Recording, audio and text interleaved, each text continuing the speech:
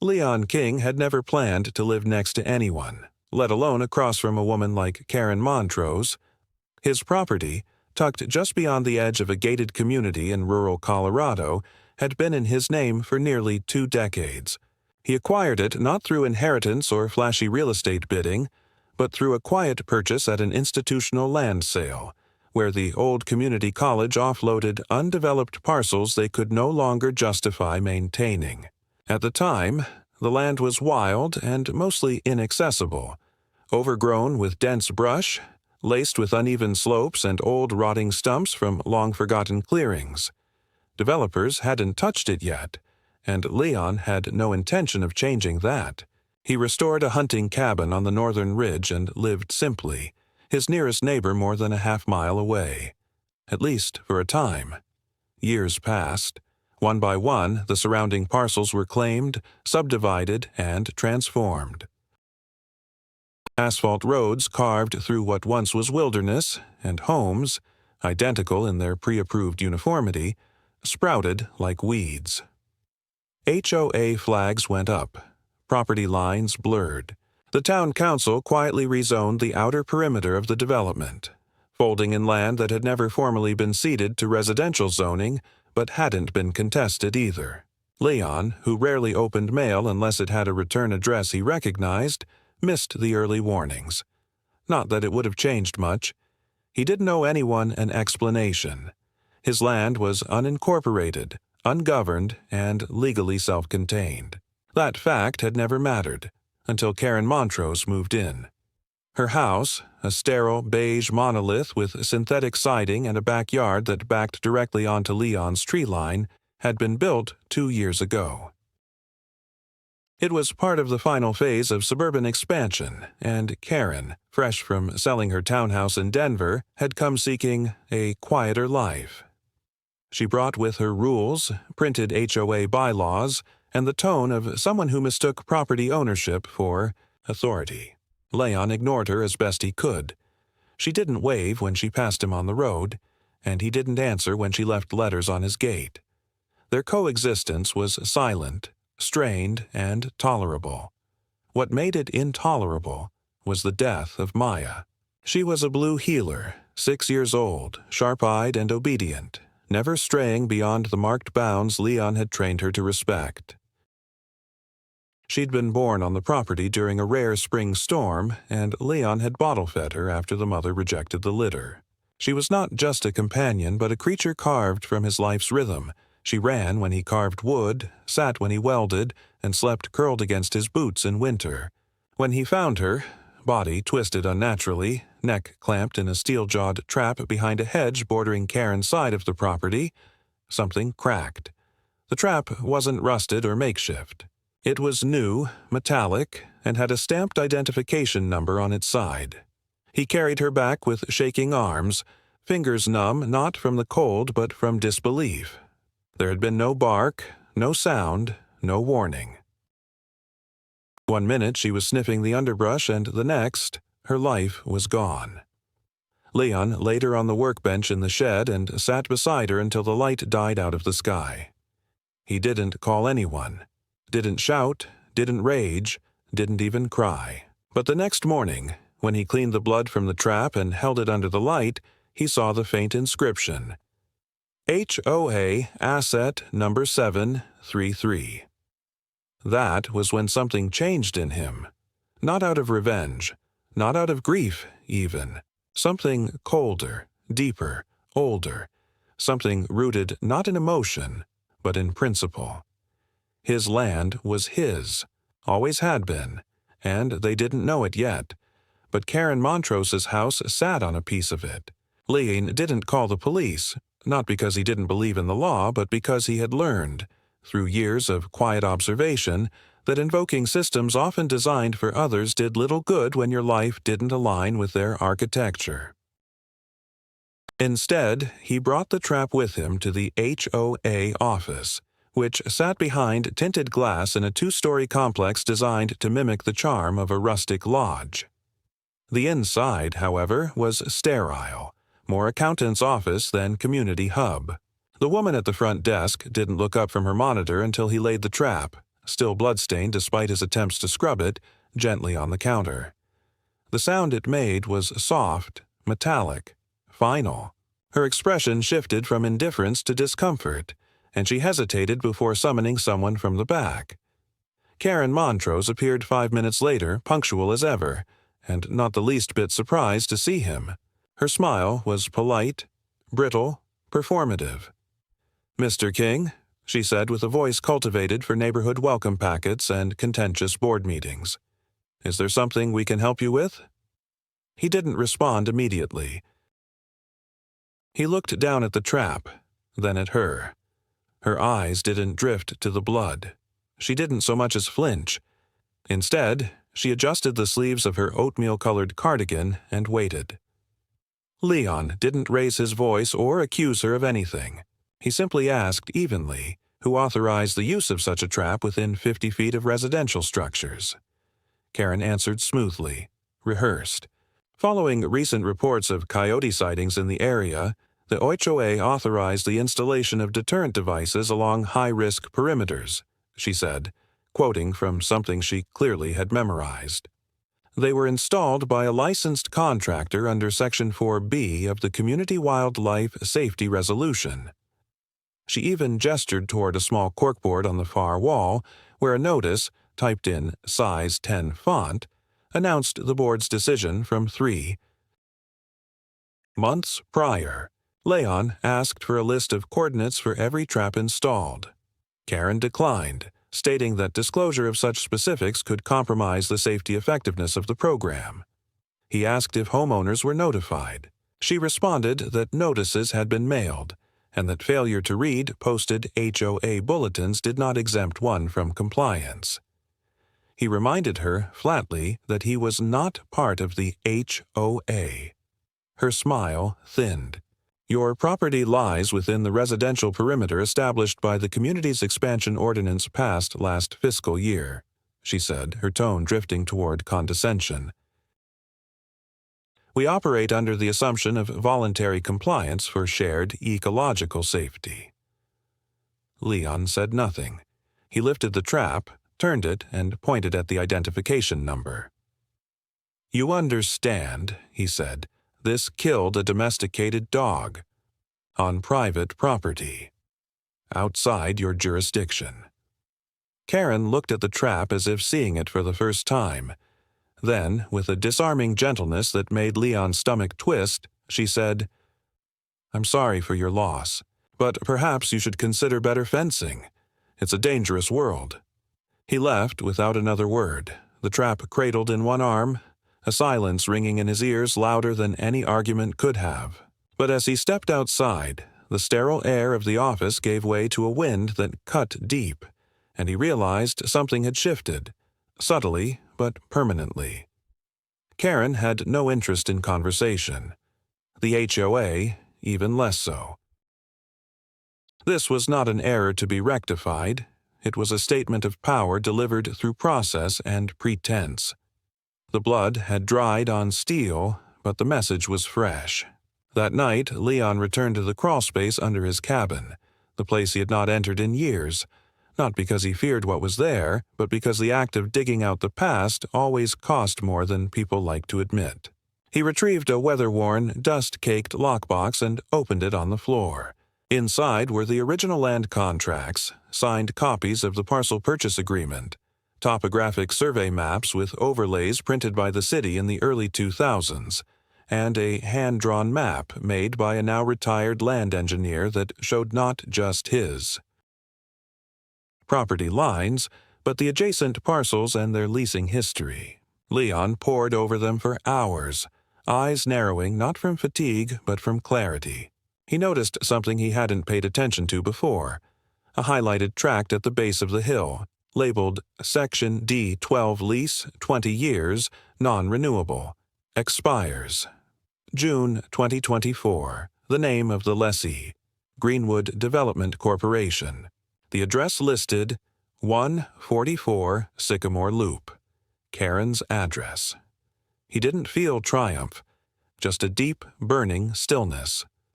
The house Karen lived in, the one from which she waged her polite little war of authority, stood on land she did not own. Worse, her lease had expired over a year ago, and there was no renewal on file. The county tax system, which Leon accessed online through a rural property search tool, listed the tract as inactive leasehold. Ownership had never changed hands. No title transfer, no lien satisfaction, no buyout. The structure existed. The mortgage probably existed. But the ground beneath it, the legal authority that allowed its presence, did not. Her home was an illusion, built on a void papered over with bureaucratic confidence. He didn't act on this knowledge right away. Instead, he visited the county records office the next morning, requesting hard copies of the relevant property boundaries, leases, and zoning history. The clerk, a woman named Yvette, was kind but distracted. She printed what he asked for without question.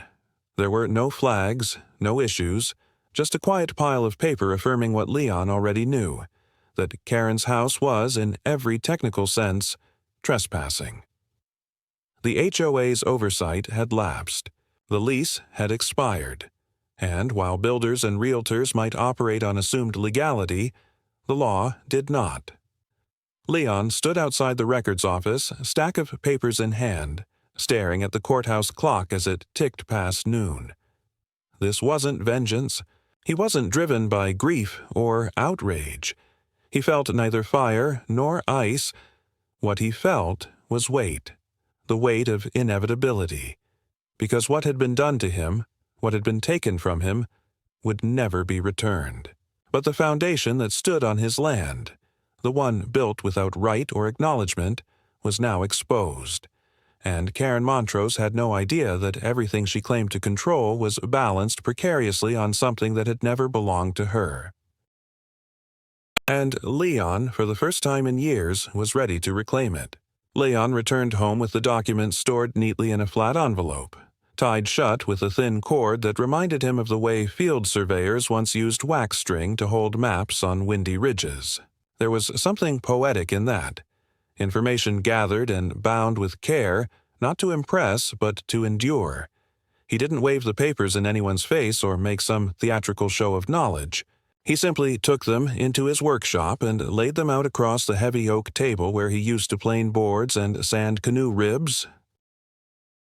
Beneath the weight of a rusted hand drill, the maps stayed flat, their pale green and beige shades fading toward the edges like memories dissolving into sunlight. He studied the lines again, even though he already knew them. The lot where Karen's home sat was clearly marked. Leasehold, expired, no renewals filed. It was not a matter of interpretation. It was geography, inked and notarized. It was history. What he did next was simple, and by every measure legal. He staked out the western boundary of his land, not with signs or fences, but with narrow rebar rods, each one driven into the earth exactly where the markers indicated. No announcements, no confrontations. He placed the rods in a line that ran just 12 feet behind Karen's patio, a patio adorned with wind chimes, potted artificial orchids, and a meticulously arranged collection of citronella candles she never lit. On the second day, while he was hammering the fourth stake into the ground, Karen appeared on the edge of her property, coffee cup in hand, lips already forming a disapproving line before she even spoke. "Leon," she said flatly without greeting, "you can't just start driving metal into the community green space." He didn't look up right away. The sound of the hammer, though deliberate, wasn't loud, but it was final. When he did glance at her, it was only briefly. "Not green space," he said. "My property." She let out a sharp, disbelieving laugh. "Excuse me?" He pointed calmly toward the patio. "Your lease expired. You're on private land now. I'm just marking the lines." Karen's expression faltered. Her mouth opened slightly, then closed again. The silence stretched long enough to feel like a pause in a courtroom before a verdict is handed down. Then she narrowed her eyes and said, "You're delusional." He didn't respond. Instead, he placed the next rod with quiet precision and moved on. The next morning, an email arrived from the HOA, unsigned but marked on behalf of the board, requesting that he cease disruptive activities along the community periphery pending resolution of a jurisdictional clarification.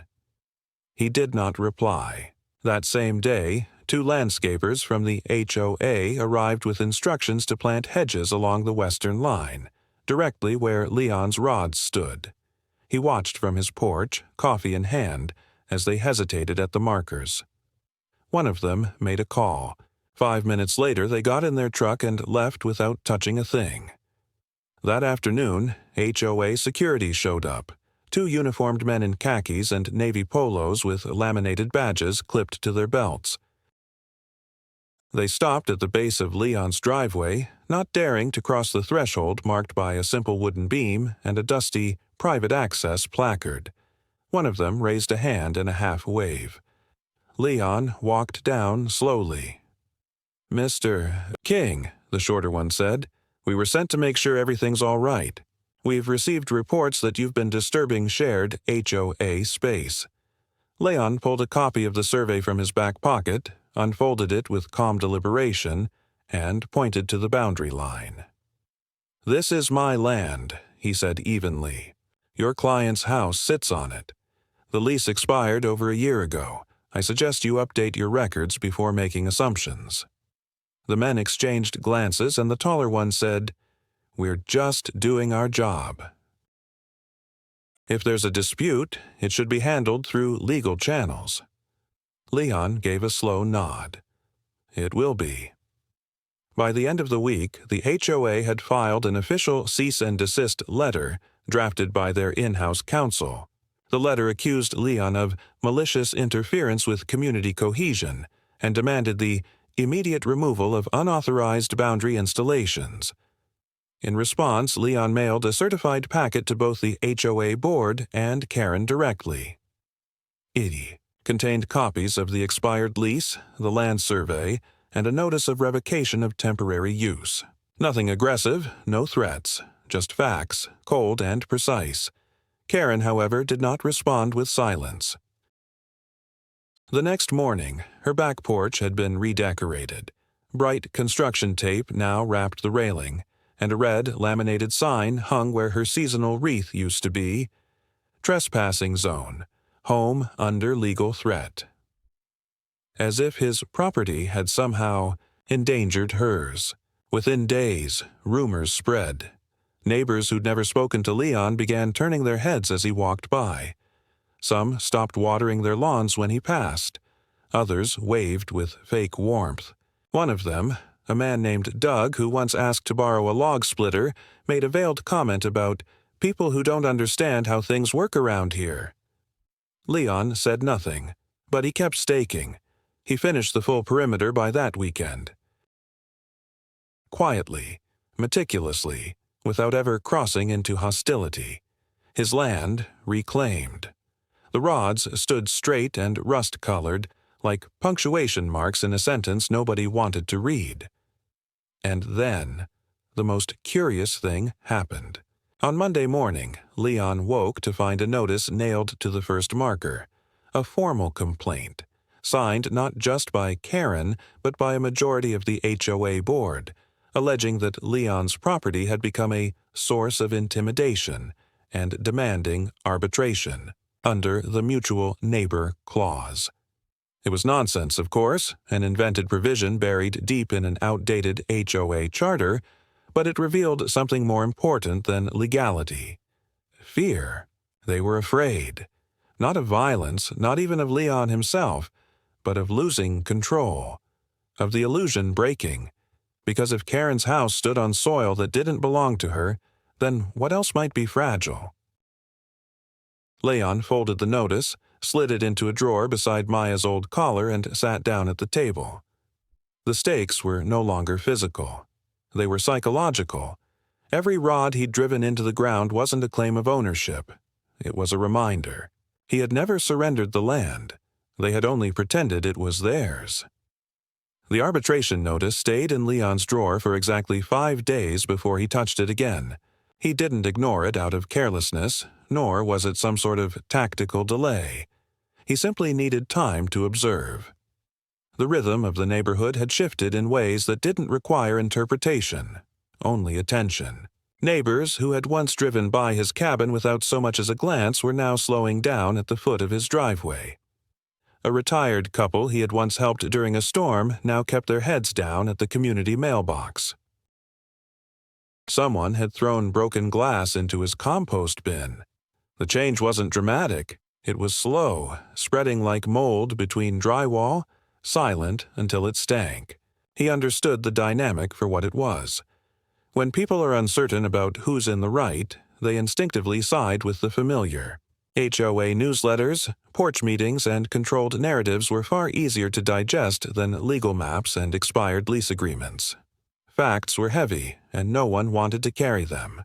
Easier to believe that Leon was the threat, the disruption, the outsider reclaiming land he had never abandoned. Still, none of this surprised him. What did surprise him came quietly on the sixth morning. A knock at the door. Not forceful, not timid, but methodical, like someone who expected to be let in but wasn't entirely sure they would be. Leon opened the door without speaking.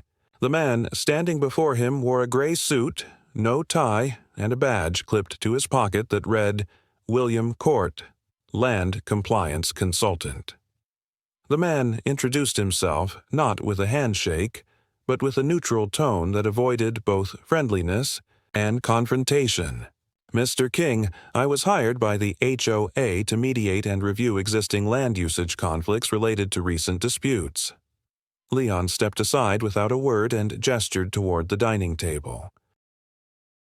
Court laid out his materials like a man dealing cards, each document perfectly aligned. HOA community maps, zoning overlays, and printed satellite images. He talked quickly, clearly rehearsed, referencing parcel overlays, residential easements, and temporary usage assumptions. But Leon could see the nerves behind his professionalism. The man knew what Leon already knew, that the lease was real, the boundaries clear, and the occupancy unsanctioned. Court wasn't there to argue legality. He was there to test Leon's tolerance. Somewhere in the back of his mind, Leon understood that this was the HOA's pivot. They weren't pushing with threats anymore. They were probing for softness. Court closed his presentation with a subtle shift.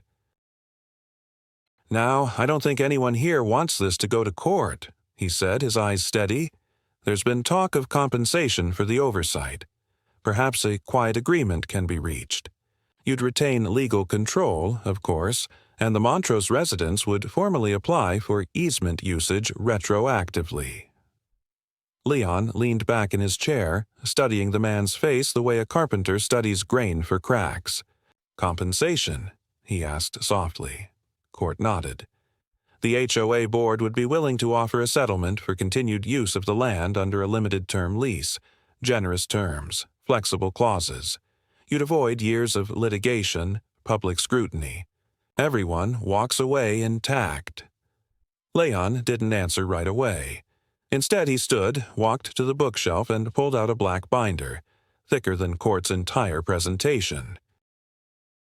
He laid it on the table and opened to the page showing the original lease's expiration clause. The words were clear: no automatic renewal, no implied extension. The land was his, wholly and without condition.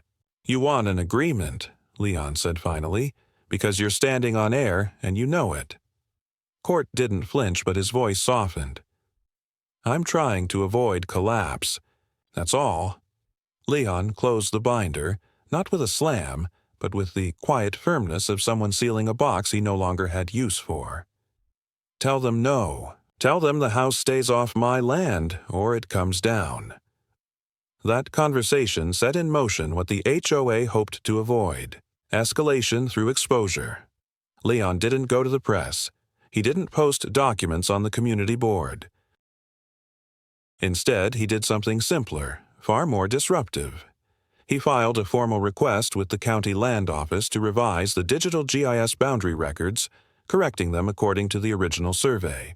It was a quiet correction, processed through normal municipal bureaucracy, but it set off an unexpected ripple. Once approved, the updated boundary lines were reflected in multiple public systems: county tax assessments, zoning apps, and land ownership databases. For the first time, anyone looking up Karen Montrose's address would see that a portion of her house was clearly shown on land listed under Leon King. The illusion broke without a single confrontation. Karen responded within days.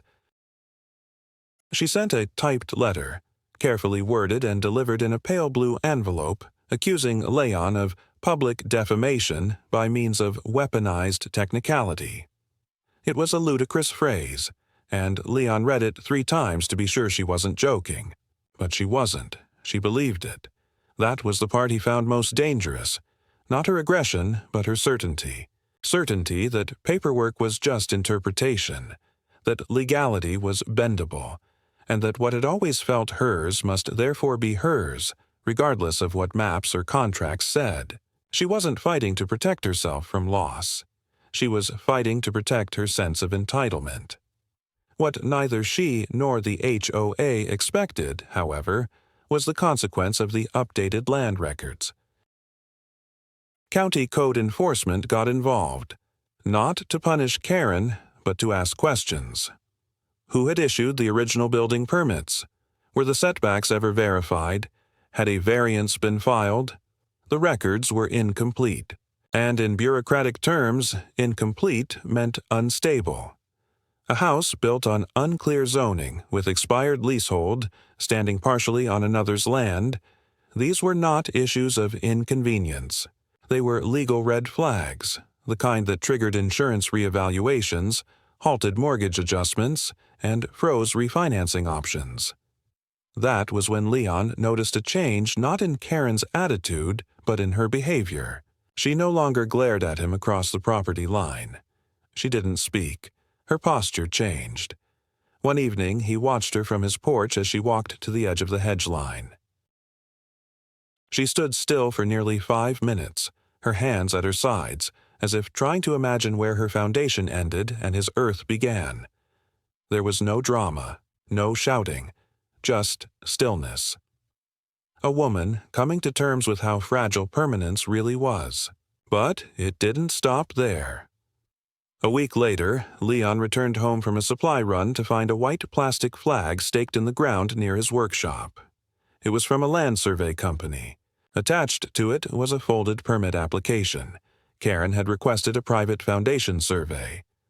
The move was strategic, desperate, and futile. She was searching for a loophole. Maybe the property line curved unexpectedly. Maybe the previous survey had been flawed. Maybe the earth itself had shifted. But no matter how the ground had moved, the paper trail had not. Leon walked past the marker without touching it and went inside. He sat at the workbench not to draft letters or call attorneys, but to sketch.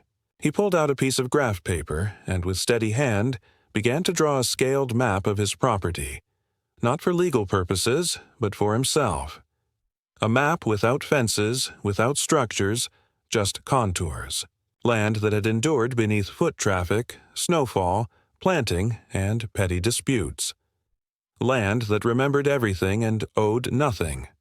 By the time he finished, the house across the hedges had gone dark, but the lines, both literal and invisible, had never been clearer. The silence between Leon and Karen didn't last long. In a place like theirs, quiet, manicured, built on the illusion of harmony, silence was never allowed to linger unless it was curated. The HOA, sensing that their first attempt at containment had failed, pivoted toward a more familiar tactic. Noise. Not literal sound, but procedural volume. Paperwork, inspections, meetings, inquiries, all designed to overwhelm rather than resolve. Leon began receiving letters every other day. Maintenance complaints, stormwater runoff concerns, reports of unauthorized excavation, all filed through community channels that didn't apply to him, sent with official letterheads nonetheless. They weren't signed individually. They came from the board. That anonymity wasn't a shield, it was a tactic. The message was clear: you might be right, but we will make you tired. What they didn't understand, what Karen still refused to grasp, was that fatigue wasn't Leon's weakness. It was his rhythm. He was used to moving slowly, used to time being measured in seasons and growth rather than meetings and approvals. He answered nothing, replied to no one. And yet, one morning, he woke to find a city-issued inspection notice taped to his gate, fluttering gently in the breeze like a warning flag. It wasn't from the HOA this time.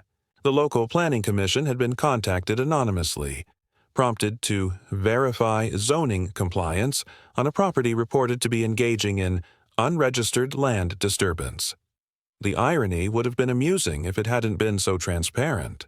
The inspector arrived 3 days later, a young man named Travis who looked too new to be cynical, yet too tired to be naive. He stood at the edge of a Leon's gravel path, clipboard in hand, looking both apologetic and confused. "This isn't standard," he admitted.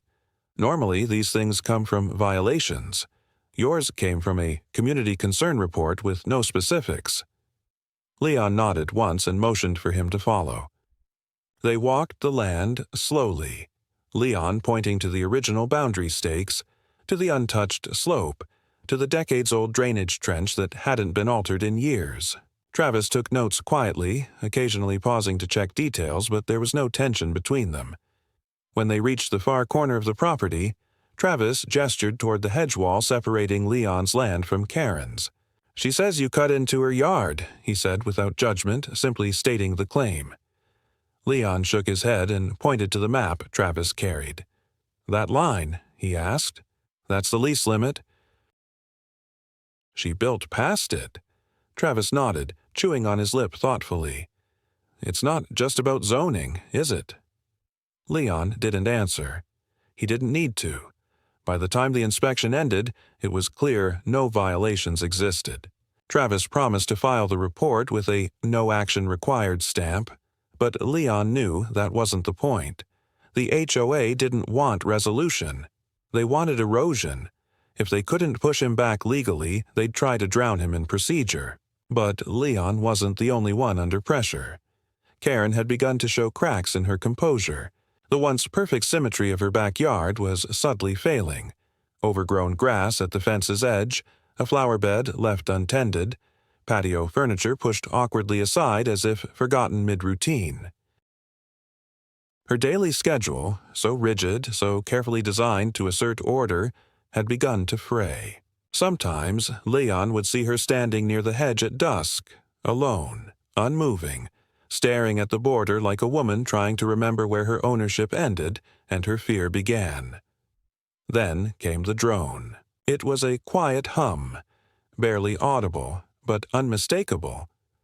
Leon heard it early one morning before sunrise, a low, steady vibration circling above his tree line. At first, he thought it might be wildlife surveillance or kids playing with new toys, but it returned again that evening, and the next morning, always flying in the same looping arc, always hovering near the workshop or the rear garden. It never crossed low enough to violate privacy laws, but it lingered with intent. Leon didn't chase it off. He let it watch. Let whoever was piloting it grow confident. On the fourth day, he left a single note staked in the open clearing between the trees. "Permission to film revoked. Next incursion will be treated as trespass."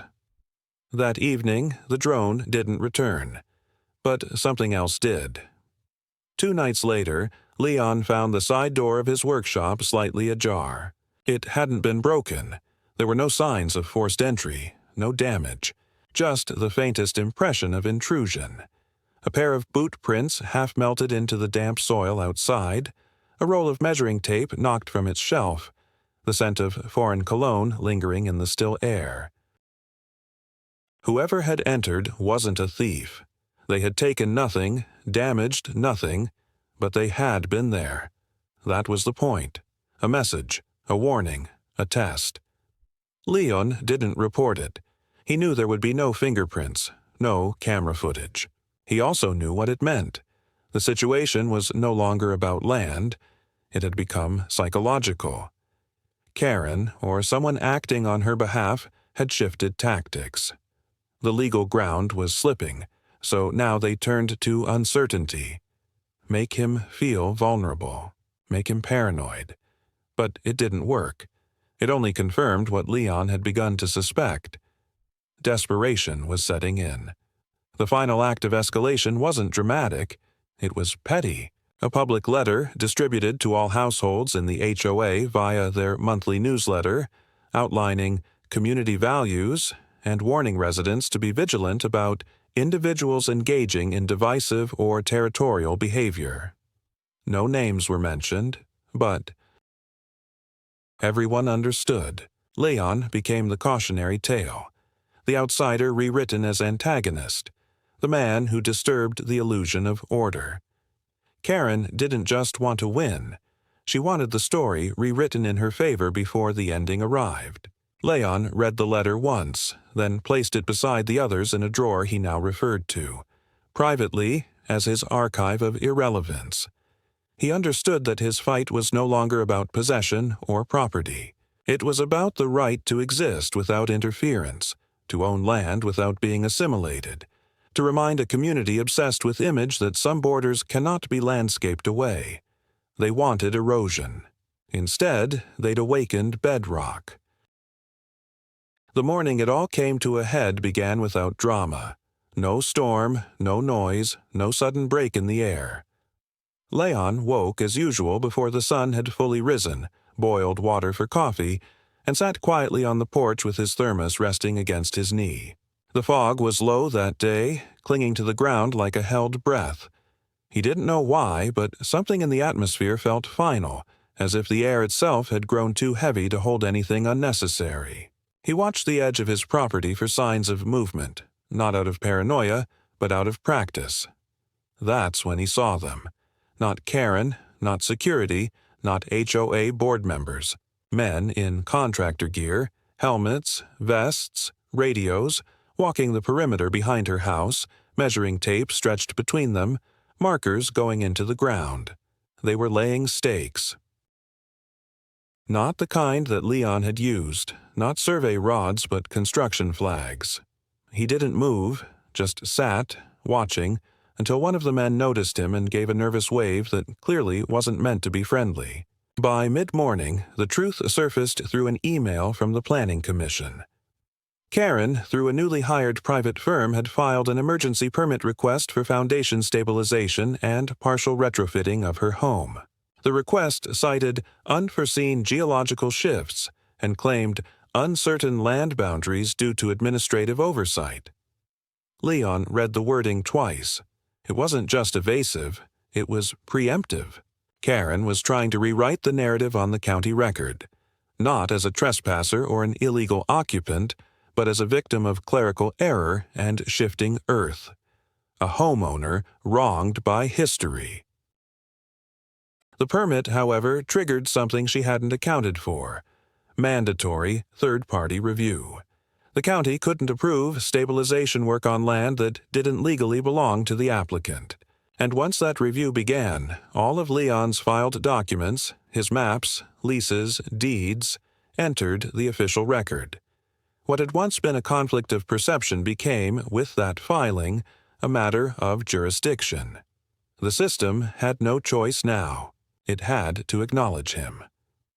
3 days later, Leon received formal notice of the review hearing. It was to be held at the Municipal Annex building, a place he hadn't set foot in since renewing his truck registration years ago.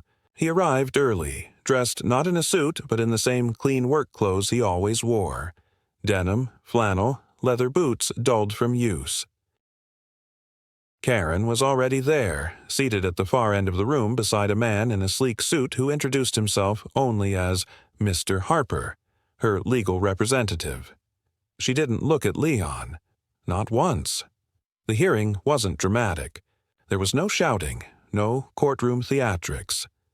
The moderator, a zoning compliance officer named Delaney, kept her tone neutral, her language dry.